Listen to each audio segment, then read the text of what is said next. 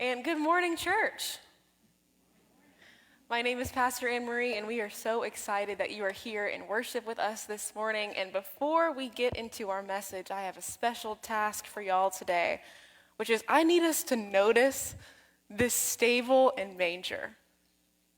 Every year, Arturo, our building superintendent, puts together this manger. He disassembles it and builds it together by hand. And so much love goes into this gesture every single year. I just hope when y'all see him, let him know how beautiful it is, how amazing it is that he's put this together. And of course, our Christmas trees as well. We have faithful members of our congregation who put these up and decorate it. Y'all don't want me to do it. It would not look this good. And so if you happen to see the Otto sisters, I invite you to celebrate them and thank them for their faithful work.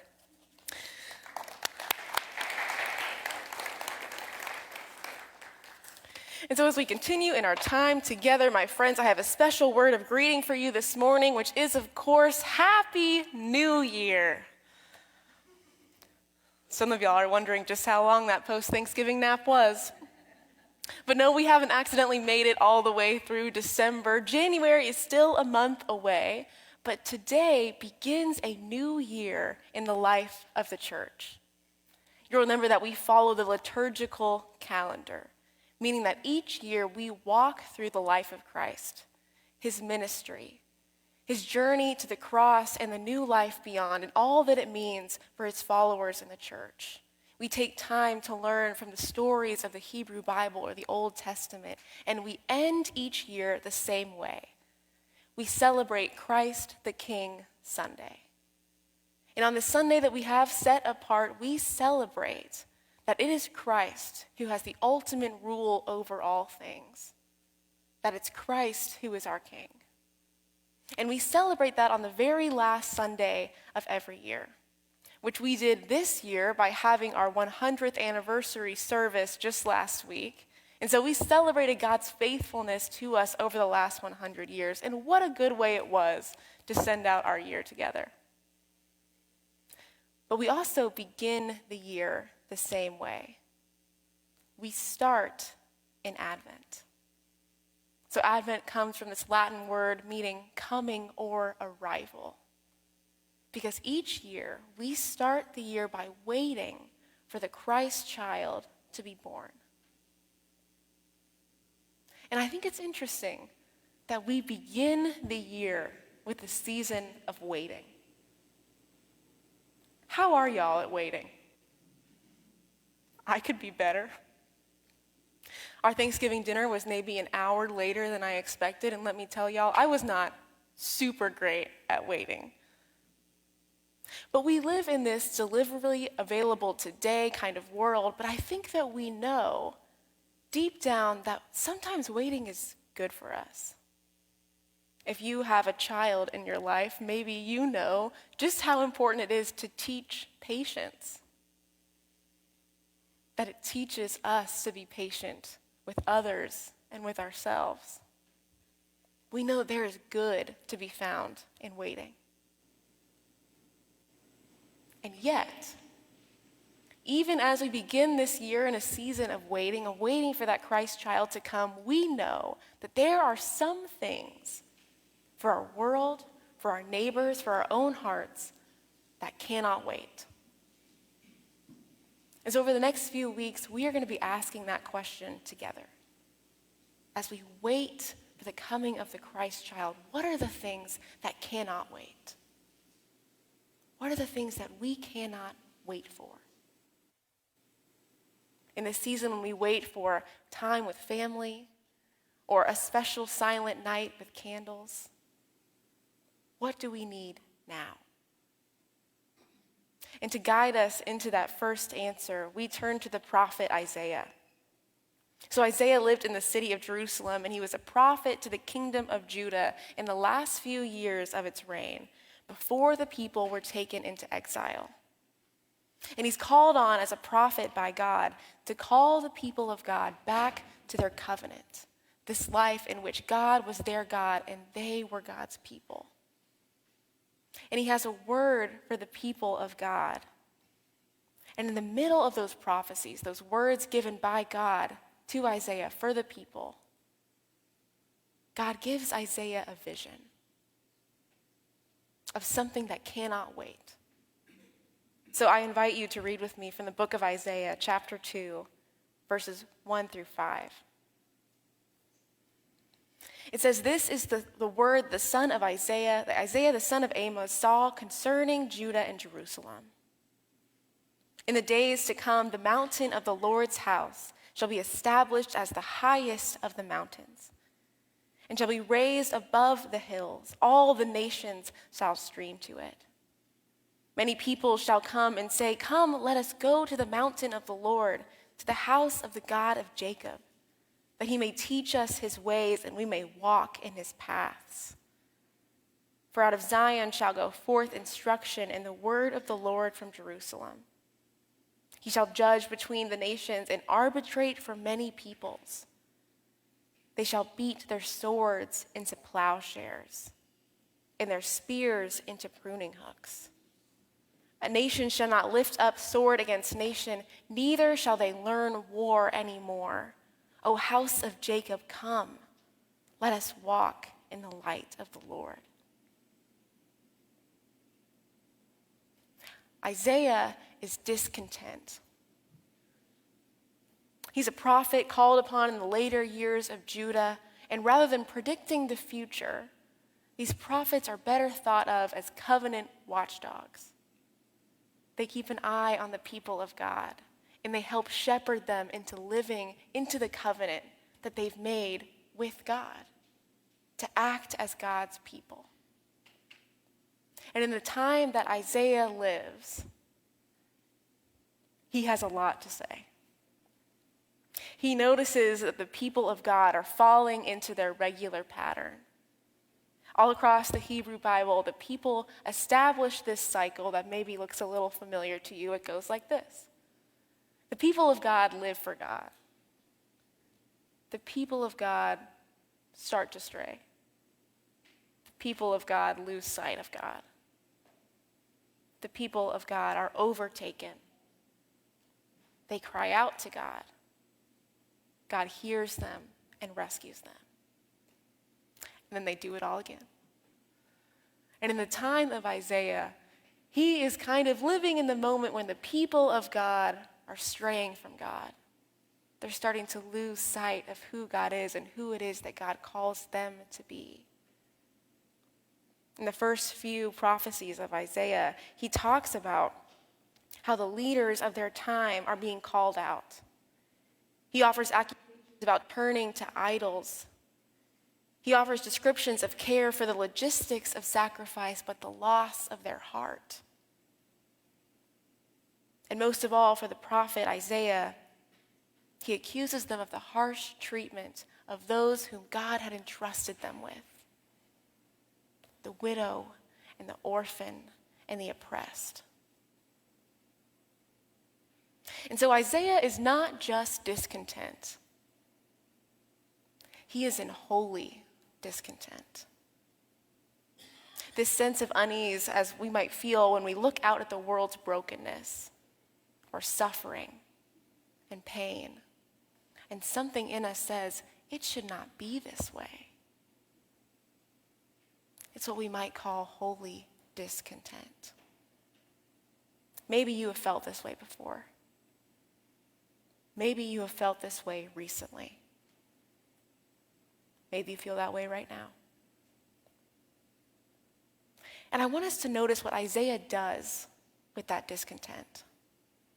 Placed on him by the Spirit of God, he is unhappy with the state of his people, and rather than resigning himself to it or losing himself in it, he takes that holy discontent and he follows it until it becomes holy imagination. So TED Talks are kind of the hub of 18-minute, well-thought-out ideas. I have a friend who listens to one TED Talk every day. She's the smartest person I know. And sometimes it's hard to talk to her.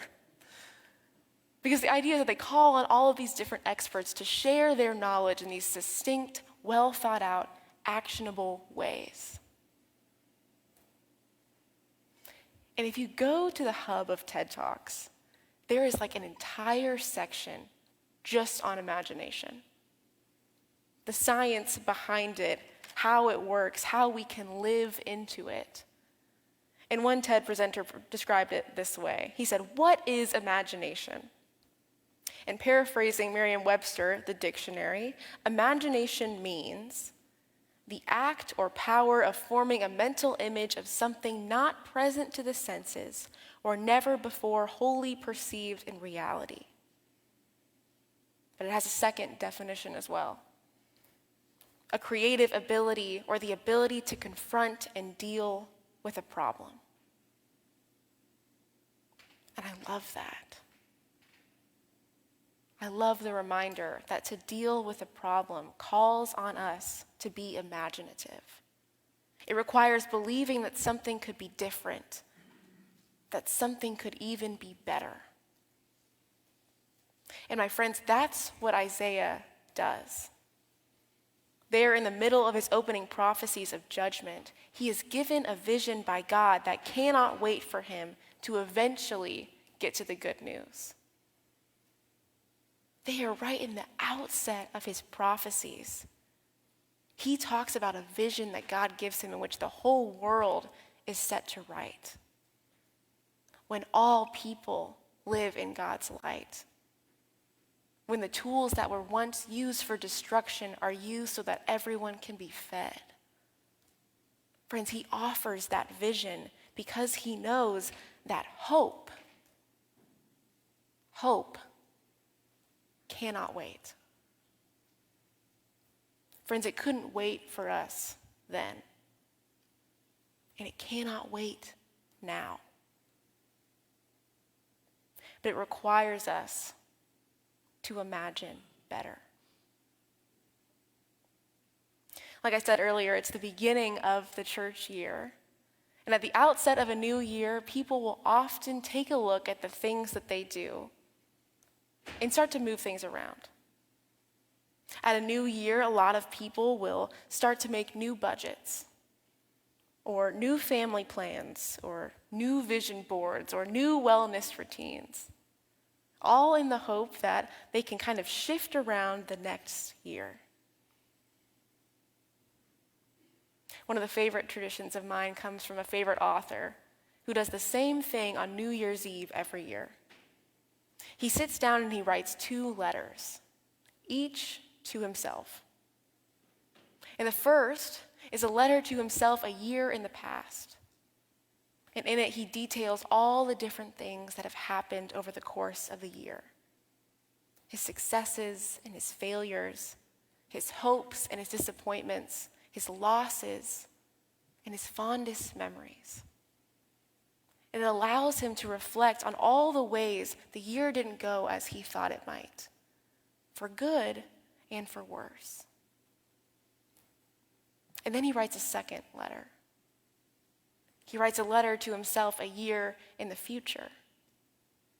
And in that letter, he details his hopes for the next year, what he believes could occur, his goals and his aspirations, the things he wants to accomplish, and the people and relationships he wants to cherish.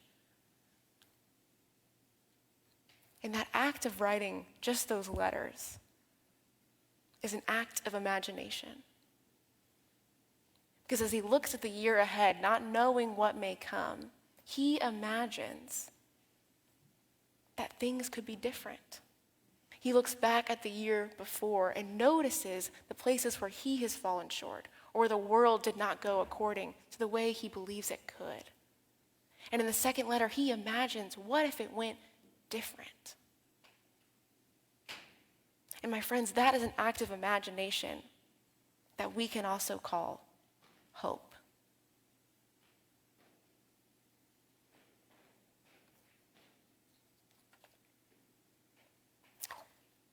And there is a way in which we can lose ourselves to this idea of hope that it becomes toxic positivity. Maybe you've heard this term before. But my friends, hope is something so much deeper than just slapping a coat of paint on a problem and saying, everything's okay. Instead, Isaiah names the realities of the world that he is living in. But he goes after the vision that God has given him. And in that vision, it is not just everything is fine. It's the truth that God is at work, and one day everything will be made right. And what we're invited to do is to sit with that holy discontent, to notice the places in which the world is not as God created it to be, and to follow it until it becomes holy imagination. What is God calling me to do? To help bring about this vision that God has already ordained. I love what one commentary writer puts about this particular prophecy. They write, "This poem is not a prophecy. It's an affirmation that history will reach its course. It's more than saying everything will be okay. It's knowing the truth of God is with us, and the end has already been written. That this is where we're heading. That it's what began in Christ rising from the grave and continues throughout history, even hundreds of years before Christ walked the earth, and thousands of years later, my friends, it invites us into hope. And hope cannot wait. It's why on this first day of the new church year, we are going to confirm our confirmands this morning. In what better way to celebrate all that God will continue to do, all that God invites us into, than to recognize these young people who are saying yes to their faith and the visions that God has given them. My friends, that's holy work. It's work that leads to hope. And so this morning, as we prepare to do just that, as we begin this new year, where have you found yourself in holy discontent? Maybe it's with the system of our world, or the suffering of our neighbors. Maybe it's a place in your own discipleship. Where are you being invited to say, this is not right, and to follow it until it becomes, and what can I do? My friends, we serve a God who is on the move, who is coming to us in a few weeks. Let Christ be born again in our hearts. Hope cannot wait. Amen.